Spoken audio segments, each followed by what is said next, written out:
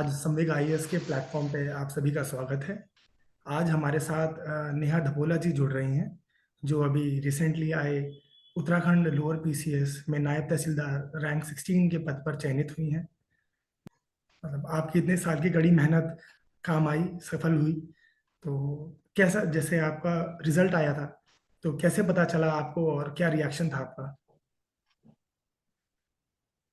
Sir जब result आया तो जैसे कि मैं संवेग से जुड़ी हुई हूँ तो मुझे इसके प्लेटफॉर्म पे ही जो पीडीएफ फाइल शेयर की गई थी तो मैंने देखा उसे।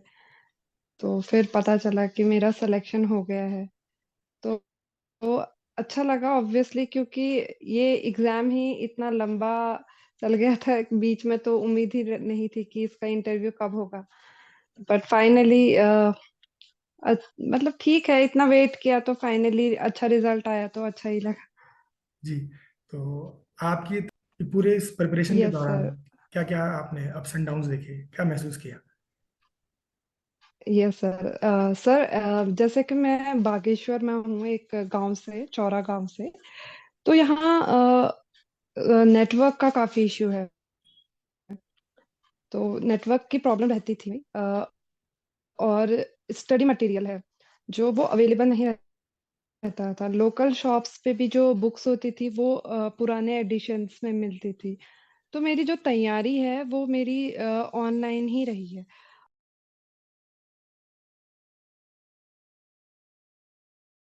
और फिर उसके बाद मेंस की तैयारी के लिए संवेग ने एक मॉक टेस्ट भी करवाया था। जी। तो उसके लिए उससे भी मुझे बहुत हेल्प मिली। और मेन चीज तो ये ही था कि मैंने सिलेबस को अच्छे से पढ़ा और उसको ही मैंने गूगल में सर्च किया। और जो भी कंटेंट मिला मुझे जो इम्पोर्टेंट, तो मैंने उसे पढ़ लिया था। जी।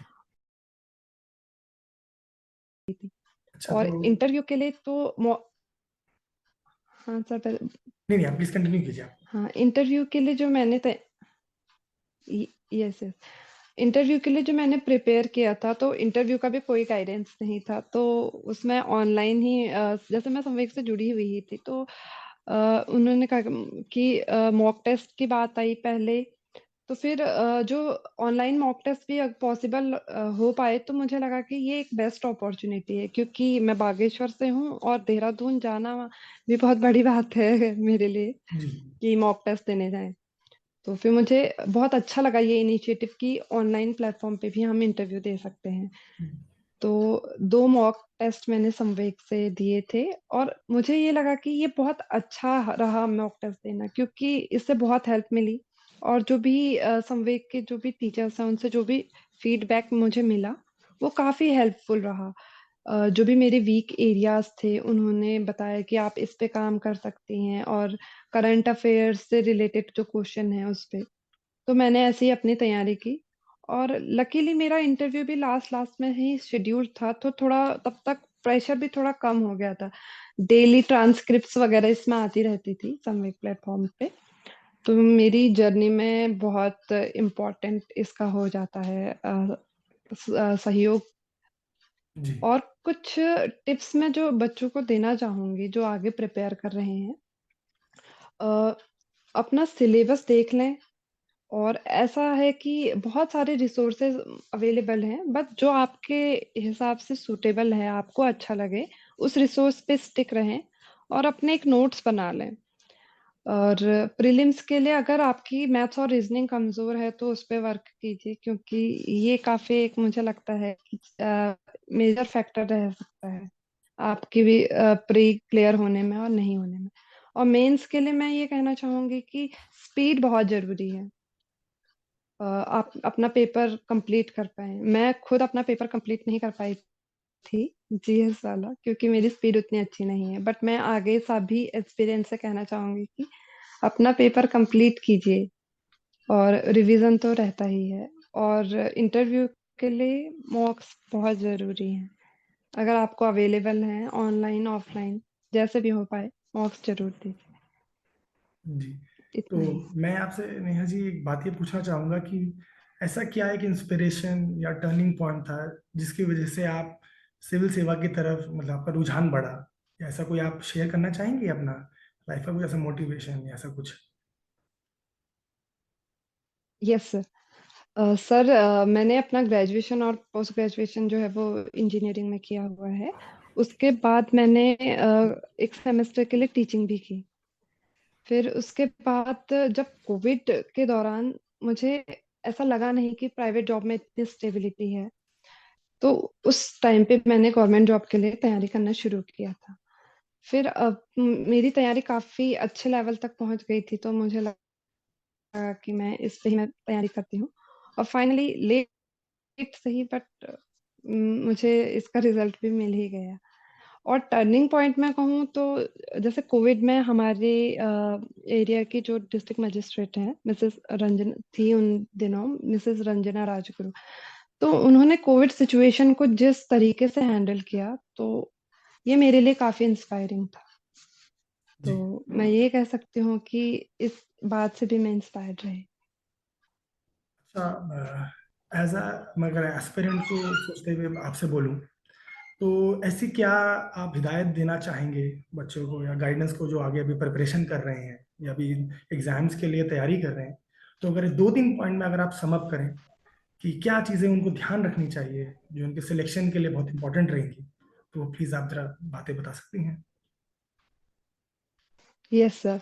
सबसे पहले तो मैं ये कहना चाहूंगी कि अगर आप कोई ऐसे रिमोट एरिया से हैं जहां आप कोचिंग अफोर्ड नहीं कर सकते, तो आप ढूंढिए कि आजकल ऑनलाइन सब अवेलेबल है। तो पहले तो आप ढूंढिए रिसोर्सेज आपके लिए क्या अवेलेबल हैं और क्या आपके लिए सुटेबल है। जो बहुत लोग फॉलो करें, जरूरी नहीं कि वो आपके लिए भी सुटेबल हो। और प्लस ये है कि सेल्फ स्टडी और प्रैक्टिस सबसे ज्यादा जरूरी है। और ऐसा मत सोचे कि कोचिंग ही नेसेसरी है, आप खुद से भी प्रिपेयर कर सकते हैं। और जो कोचिंग ले सकते हैं उनके लिए तो ठीक है, बट जो अगर नहीं अफोर्ड कर सकते, जैसे मेरे एरिया में नहीं है शायद कोई कोचिंग, तो मैं कहूंगी कि ऐसे डिमोटिवेट नहीं होना है और खुद पे भरोसा रखना है। ये सबसे बेस्ट चीज है, मैं ये जी। तो जैसे आपने बताया कि थोड़ा आप सिविल सर्विसेज के दौरान ये काफ़ी लंबा प्रोसेस है, क्योंकि इसमें प्रिलिमिनरी, मेंस और इंटरव्यू का स्टेजेस है। तो इस दौरान ऐसा कुछ फेज आया होगा जिस जिस दौरान आपने डाउन फील किया होगा, डिमोटिवेटेड फील किया होगा। तो उस समय आप कैसे, आप उस सिचुएशन को टैकल करती थी, आपने आपको कैसे मोटिवेट करती थी? इस बारे में प्लीज जरूर कुछ बताइए।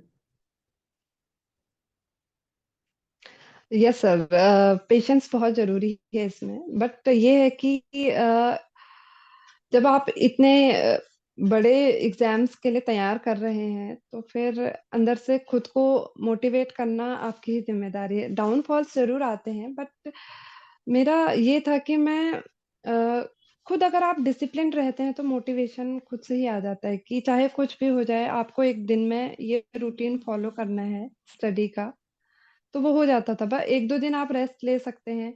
तो जैसा मेरा था कि मैं कुकिंग करना मुझे पसंद है, मुझे एक स्ट्रेस बस्टर लगता है वो। तो जब भी मैं डाउन फील करती थी, आई यूज टू डू कुकिंग। और डांस करना भी मुझे पसंद है, तो वैसे ही मुझे बहुत अच्छा लगता था। बस यही है, अगर आप एक्सरसाइज कर सकते हैं एक्सरसाइज कीजिए, अगर आप वॉक पे जा सकते हैं वॉक पे जाइए।